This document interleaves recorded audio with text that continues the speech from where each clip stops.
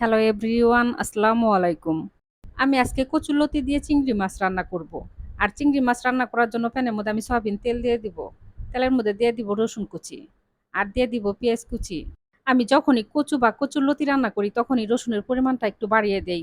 কারণ কচুরলতি বাজার থেকে কিনে নিয়ে আসা হয় কোথাকার কচুরলতি, তো পানির যদি থাকে তাহলে বেশি গলা চুলকাবে। আর যদি রসুনের পরিমাণটা দেন তাহলে গলা আর চুলকাবে না। পেঁয়াজ রসুন তেলের মধ্যে ভেজে নিয়ে আমি দিয়ে দিয়েছি ১ চামচ আদা রসুন বাটা। আদা রসুন তেলের মধ্যে ভেজে নিয়ে আমি চিংড়ি মাছ দিয়ে দিয়েছি।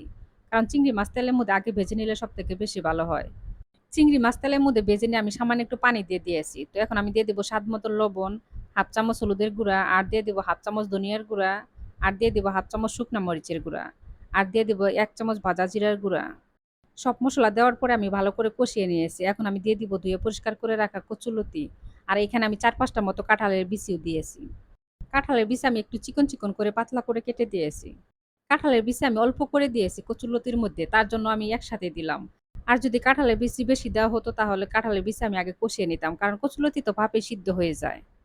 কচুরলতির উপরে আমি কাঁচামরিচ দিয়ে ঢাকনাটা ঢেকে কষিয়ে নিব। কচুরলতি আমি ঢাকনাটা ঢেকে কষিয়ে নিলাম এইজন্য কাঁঠালের বিচি দিয়েছি তার জন্য। কারণ কাঁঠালের বিচি সিদ্ধ হতে কিন্তু একটু সময় লাগে। অনেকেই বলেন যে কচুরলতিতে অনেক গলা চুলকায়। তো আমি বলব যে কচুরলতিতে রসুনের পরিমাণটা সবসময় বাড়িয়ে দিবেন। কচুরলতি নিচ থেকে দেখেন একদম পানি শুকিয়ে গেছে। আর আমি একদম শুকনা, শুকনা করে কষিয়ে নিলাম।